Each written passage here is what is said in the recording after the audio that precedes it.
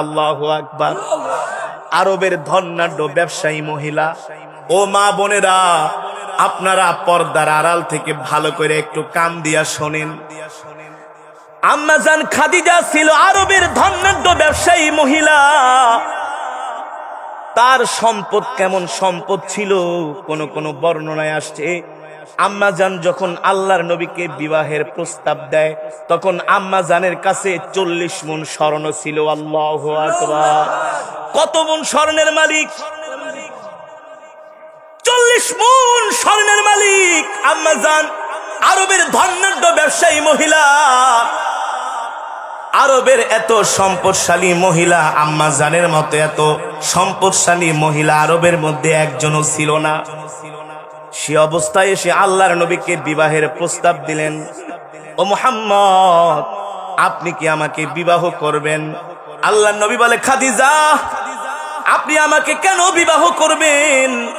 আপনি আরবের ধনাঢ্য ব্যবসায়ী, আপনার সম্পদের অভাব নাই, আপনার বংশ ঐতিহ্য মর্যাদা কোনো কিছুর অভাব নাই।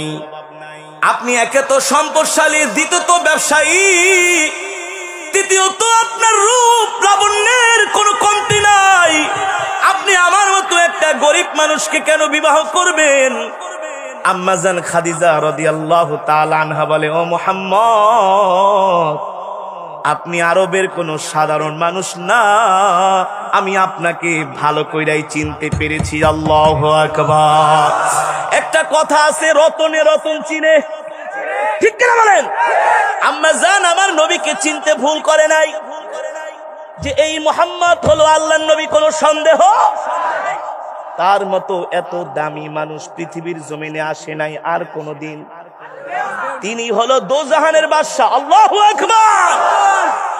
আম্মা জান আল্লাহর নবীকে চিনতে ভুল করে নাই। নবীজি বলল, খাদিজা কেন বিবাহ করবেন? বলে, আমি আপনাকে এই জন্য বিবাহ করতে চাই, আপনি কালেমার দাওয়াত দেন, আমি আপনার সহযোগী হব। সুবহানাল্লাহ। আমি আপনার পাশে থাকবো, আপনাকে হেল্প করব। আপনি কালেমার দাওয়াত দিবেন, আমি আপনাকে ভাত রান্না করে দিব, আপনার কাপড় ধুইয়া দিব, আপনার খেদমত করব। আপনি যদি চান আমি আপনার সহযোগী হইয়া আমিও খাদিজা কালেমার দাওয়াত দিব। আল্লাহু আকবার।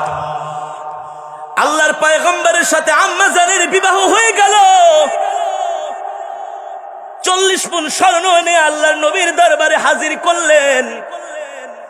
কোন বর্ণনায় আসছে এর চাইতে আরো যে সম্পদ ছিল এর চাইতে আরো বেশি দাম। আল্লাহু আকবার। সব সম্পদ দিয়া বললেন, ওগো আল্লাহর নবী, নেন, সম্পদগুলো আপনাকে দিলাম। সব সম্পদ আল্লাহর নবী পায়া সব সম্পদগুলো দিনের রাস্তায় খরচ করে দিলেন। সুবহানাল্লাহ বলেন। নবীজি ঘরে যায়, দরজায় নক করার সাথে সাথে আম্মা জান ঘরের দরজা খুলে দেয়। শুধু 1 দিন 2 দিন 3 দিন 4 দিন না, এভাবে মাসের পর মাস। অনেক সময় নবীজি কালেমার দাওয়াত দেওয়ার জন্য দূর দূরান্ত যায়। রাত্রে বাসায় আসতে আসতে গভীর রাত্র হয়ে যায়, কিন্তু কোনোদিন 2 বার দরজায় নক করা লাগে নাই। একবার নক করলেই সাথে সাথে দরজা খুলে দেয়। আর জোরে বলেন সুবহানাল্লাহ। কত সম্পদ দিয়া বিবাহ করেছি। আল্লাহর নবী জিজ্ঞেস করে, একদিন ঘরের ভিতরে ঢুকে আম্মা জান খাদিজা তখন ঘরের দরজা খুলে দিলেন। পয়গম্বর বলে, খাদিজা রে, আজ পর্যন্ত ঘরের দরজায় 2টা নক করা লাগে নাই, 1 নককেই তুমি দরজা খুলে দিছো এক আওয়াজে। কারণ কি? তুমি কি রাত্রবেলা ঘুমাও না? আম্মা জান খাদিজা বলে, গো আল্লাহর পয়গম্বর, খোদার কসম করে বলি, আমি আপনাকে বাহিরে রাইখা আমি খাদিজা ঘুমাইতে পারি না। কারণ সব সময় আমি চিন্তায় থাকি কোন সময় না কাফেরেরা আমার স্বামীর উপরে আক্রমণ করে। আপনাকে ঘরে রাইখা আমার ঘুম আসে না। হঠাৎ করে আল্লাহর নবী আম্মা জানের দিকে তাকায় দেখে আম্মা জান যে কাপড়টা পরিধান করেছেন এই কাপড়টা এমন ছিঁড়া ছিঁড়েছে, ছিঁড়তে ছিঁড়তে ওই কাপড়ের মধ্যে এখন আর তালি দেওয়ারও জায়গা নাই। এই দৃশ্য দেখে নবীজির চোখ দিয়া টপ টপ করে পানি পড়তেছে। কি আপনাকে কোনো কষ্ট দিয়েছি, কোনো বেয়াদবি করেছি কিনা? আপনি কেন কান্না করতেছেন? রাহমাতুল লিল আলামিন বলে, খাদিজা তুমি আমাকে কোনো কষ্ট দেও নাই। তুমি যে কাপড়টা পরিধান করেছো এত ছিঁড়া ছিঁড়েছে, এত তালি দিয়েছো, এর মধ্যে এখন আর তালি দেওয়ার কোনো জায়গা নাই। তুমি আজ পর্যন্ত কেন বলো নাই তোমার কাপড়ের প্রয়োজন? এই কথা কেন আমাকে একবারও জিজ্ঞেস বললা না? আম্মা জান বলো, গো আল্লাহর নবী, আমি জানি আমার স্বামীর পকেটে পয়সা নাই। আমি যদি আপনাকে কাপড় আনতে বলি, আপনি যদি না আনতে পারেন, আপনি নিজে আরো বেশি কষ্ট পাবেন, ঠিক কিনা বলেন? এই কারণে আমি আপনাকে কোনোদিন কাপড়ের কথা বলি নাই। এই কথা শোনার পরে আল্লাহর নবী বলে, খাদিজা 40 মুন স্বর্ণ নিয়ে আমাকে বিবাহ করলা, একদিনও জিজ্ঞেস করলা না ওই সম্পদগুলো আমি কি করেছি? আম্মাজান খাদিজা বলে, আমি জানি আমার প্রাণের স্বামী ওই সম্পদগুলো আল্লাহর রাস্তায় দান করে দিয়েছি। আল্লাহু আকবার। ও মা বোনেরা, আম্মাজান খাদিজা কেমন ছিলেন? এত সম্পদ নিয়ে আল্লাহর নবীর সাথে বিবাহ বন্ধনে আবদ্ধ হলেন। কোনদিন আল্লাহর নবীকে জিজ্ঞেস করেন এই সম্পদগুলো কোথায়, কি করছেন?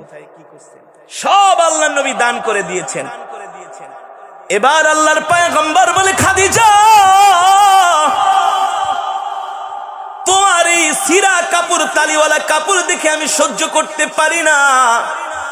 আম্মাজান খাদিজা আল্লাহর নবীর হাত দুইটা ধরে বলে, ওগো নবীজি, আমি আপনার কাছে কোনো শাড়ি চাই না, গয়না চাই না, বাড়ি চাই না, সম্পদ চাই না, কিছুই চাই না। তবে আপনার কাছে আমি একটা জিনিস চাই। আল্লাহর পয়গম্বর বলে, খাদিজা কি চাও, কি চাও? বলে, আমি আপনার কাছে 3টা জিনিস চাই।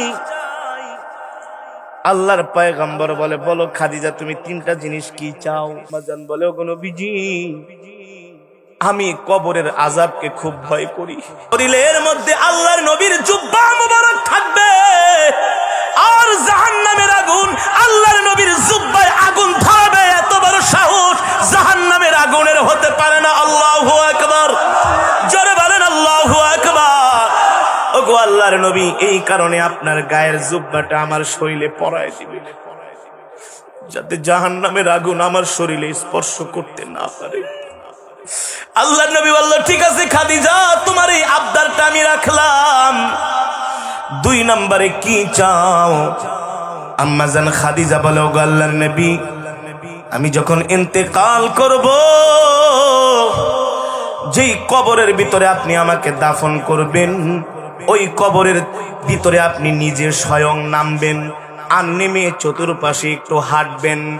আল্লাহর নবী বললে, কেন খাদিজা?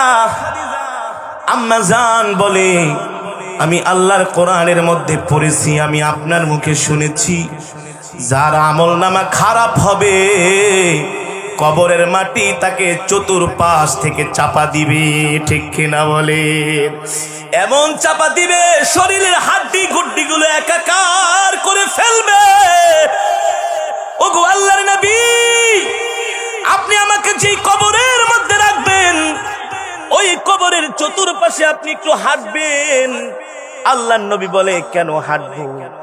বলে, আমি বিশ্বাস করি যেই জমিনের মধ্যে, যেই মাটির মধ্যে আল্লাহর নবীর পা মোবারক লাগবে, ওই মাটির এত বড় সাহস নাই 2 দারের মাটি আইসা একসাথে খাদিজাকে চাপা দিবে। আল্লাহু আকবার, জোরে বলেন আল্লাহু আকবার। সরকার দো আলম বললেন, খাদিজা তোমার 2 নম্বর আবদার আমি রাখলাম, 3 নম্বরে কি চাও? আম্মাজান খাদিজা বলে, 3 নম্বরে হলো আপনি আমাকে যখন দাফন করবেন, সাথে সাথে বাড়িতে চলে আসবেন না, আপনি কিছুক্ষণ সময় কবরের পাশে দাঁড়ায় থাকবেন, কারণ ওই কবরে শোয়ানোর পরে আমি ভয়ে প্রকম্পিত হয়ে থাকব। আপনি যতক্ষণ পর্যন্ত কবরের সামনে দাঁড়ায় থাকবেন, ওই মুনকার নাকির যখন আমার কবরের মধ্যে সওয়াল করতে আসবে, ওগো আল্লাহর নবী, আপনি দাঁড়ায়া থাকলে আমি ওই মুনকার নাকিরের সওয়ালের জবাবগুলো সাহস করে দিতে পারবো। আল্লাহু আকবার, জোরে বলেন আল্লাহু আকবার। মুসলমান, আল্লাহর পয়গম্বর বলল, খাদিজা আমি তোমার এই তিনটা আবদারি রক্ষা করব। ঠিক আম্মাজান খাদিজাতুল কুবরা রাদিয়াল্লাহু তাআলা আনহা তার কিছুদিন পরেই দুনিয়া ছেড়ে চলে যায়। আল্লাহর নবীকে একা করে আম্মাজান খাদিজার ইন্তেকাল হয়ে যায়।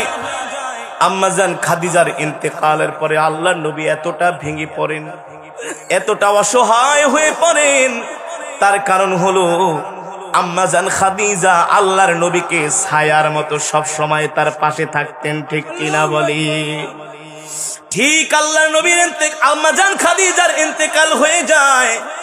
আম্মাজান যেভাবে বলেছে আল্লাহর নবী ঠিক সেভাবেই করেছে, তাকে দাফন দিয়েছি।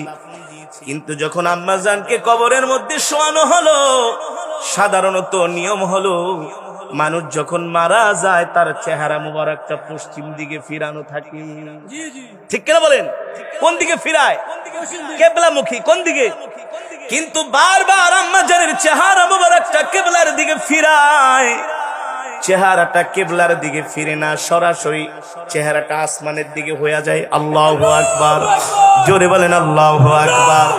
এভাবে একবার, দুইবার, তিনবার হওয়ার পরে আল্লাহ তাআলা জিব্রাইলকে পাঠায় দেয়, ও জিব্রাইল যাও যাও আমার বন্ধু হাবিবকে যে বলো খাদিজার চেহারা কিবলার দিকে ফিরবে না, তার চেহারা আসমানের দিকে ফিরবে। কারণ আমার খাদিজা দ্বীনের জন্য এত কোরবানি করেছে, এত ত্যাগ স্বীকার করেছে, এই কারণে স্বয়ং আমি আল্লাহ রব্বুল আলামিন আরশে আজিমে বসে বসে আমি আল্লাহ নিজে খাদিজার চেহারাটা দেখবো। আল্লাহু আকবার, জোরে বলেন আল্লাহু আকবার।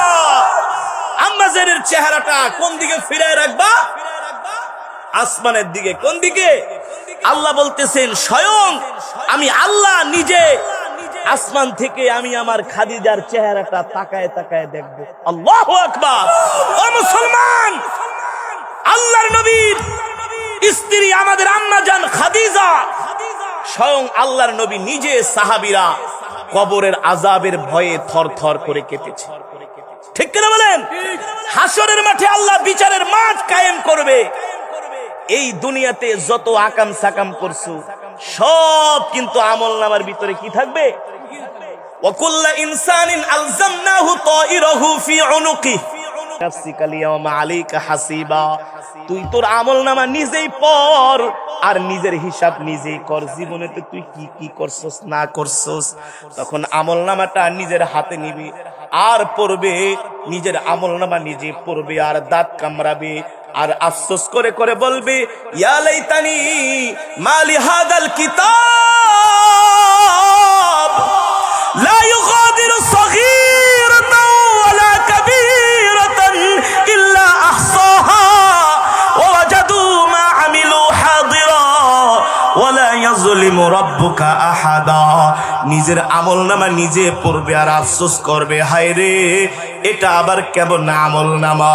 যত গুনাহ করছি, যত জিনা করছি, ব্যভিচার করেছি, মানুষের সম্পদ মেরেছি, মানুষের উপর অত্যাচার করেছি, মানুষের উপরে জুলুম করেছি, ক্ষমতার অপব্যবহার করেছি, এত অপরাধ করে তো নিজের জীবনটাই নিজে বরবাদ করে দিয়েছে। ঠিক কিনা বলেন? ওই সময় আফসোস করবি, কিন্তু আফসোস করলে আর কোনো। আল্লাহ বলে এতদিন আমি দুনিয়ায় ছিলাম রহমান, দুনিয়ায় ছিলাম রহিম, আজকে আমি হাসরের মাঠে হয়ে যাব কহার। কি হয়ে যাব? আল্লাহ বলে তোদের কোনো কথা শোনা হবে না। ওই দিন তারা আফসোস করবে আর বলবে, হায় রে হাসানপুর দারুল উলুম কওমি মাদ্রাসার মাহফিলে হুজুরে আয়েশা বারবার বইলা গেছে, জিনা করিস না, গুনাহ করিস না, মদ খাইস না, মানুষের সম্পদ মেরে খেও না, মানুষের উপর অত্যাচার করো না, ক্ষমতার অপব্যবহার করো না, মানুষের উপরে জুলুম করো না, আল্লাহর কোরআনের বিরুদ্ধে কথা বলো না, আল্লাহর বিধানের বিরুদ্ধে কথা বলো না। হায় রে ওই দিন ওয়াজ শোনার পরে যদি